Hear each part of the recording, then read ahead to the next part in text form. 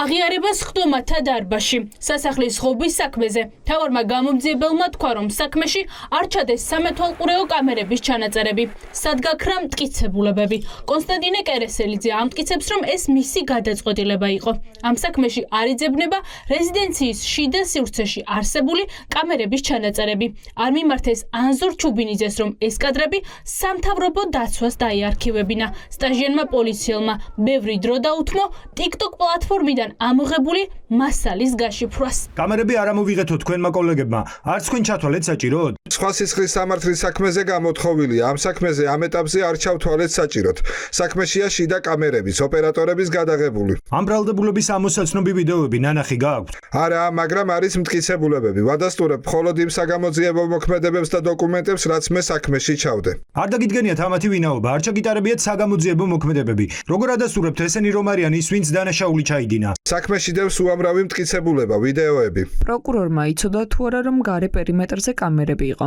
ეს ყველასთვის ცნობილია, არ მახსოვს ვისაუბრე თუ არა ამ საკითხზე პროკურორთან. ადგილზე არ დაათვალიერეთ კამერები? ტელევიზიით თუ ნახეთ? სასახლის კამერის ჩანაწერები არ მაქვს ნანახი. ადასტურებთ, რომ საქმეში არ გამოითხოვეთ და არ ჩადეთ კამერების ჩანაწერების ნაწილი? დიახ.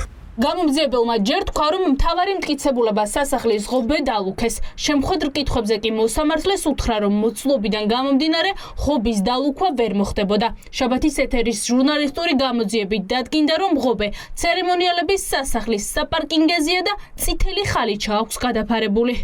მაშინ, როდესაც აღნიშნული ღობე უშუალოდ შემთხვევის დღეს არ იქნა ამოღებული და დაცული ისე, როგორც ამის სამართლებრივი წესია დადგენილი, მომავალში მე, როგორც დაცვის მხარეს, რომ მომდომებოდა აღნიშნულ ობიექტზე, ამ შემთხვევაში ჯებირზე, ჩამეტარებინა საგამოძიებო მოქმედება.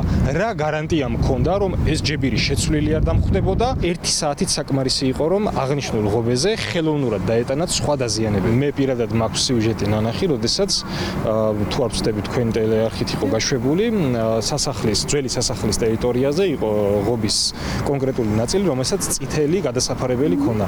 ლოგიკურად მიჩნდება საერთოდ კითხვა, არის კი ეს ის ღობე? საერთოდ ამას ვინ დაადგენს?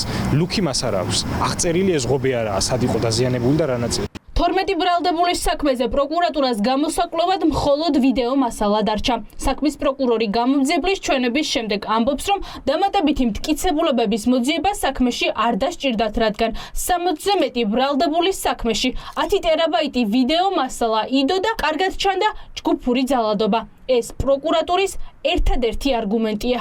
ამ ბრალდებულებთან მიმართებით არ ჩაითვალა საჭიროდ სხვა ვიდეო მასალის ამოღება.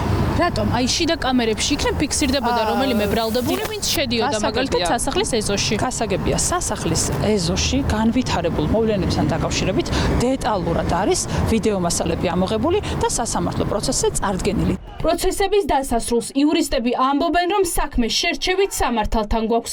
ადვოკატებისთვის სამართლებრივი აბსურდია ის ფაქტი, რომ საქმეში TikTok ვიდეოები ჩადეს.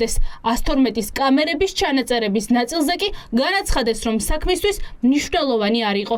ეს არის შერჩევითი გამოძიება. შერჩევითი გამოძიება და მე იმედს ვიტოვებ, რომ შერჩევითი გამოძიება არ გადაიზრდება შერჩევით სამართალში. ეს არის სწორედაც ნახეთ გარკვეული სახის ქმედებების შენიღბვა, შეფუთვა. იმიტომ რომ მომხდარი იყო იმ სხვა დანარჩენი ვიდეო მასალების ამოღება, ბევრად სხვა სურათს და სხვა სახეს მივიღებდით, რაც რეალობას და სიმართლეს გამოავლენდა. ეს ბუნებრივია გამოძიებას არ აწყობდა პროკურატურას, აქედან გამომდინარე, მსგავსი საგამოძიებო მოქმედებები არ ჩატარდა. შემდეგ პროცესიც გამოიკვლევა ვიდეო ჩანაწერებით, გამოიკვლევა Facebook პოსტები ნანა სანდერის მხრიდან, რომელიც მიუთითებს, რომ მხოლოდ ის ფაქტი, რომ ბრალი ედება ძალადობრივი ქმედების ორგანიზებაში, იქნება მხოლოდ ბრალის არსებობა და არც ერთი მტკიცებულებით არ იქნება გამყარებული, მათ შორის არც პოსტებით და არც ვიდეო ჩანაწერებით. 4 ოქტომბრის საქმე დასკვნით ეტაპზე ისე მივიდა, რომ ამ დრომდე პასუხგაუცემელია მთავარი კითხვა, ვინ აატრიალა, ვინ შეღება და ვინ დაუმაგრა წებოვანი ლენტები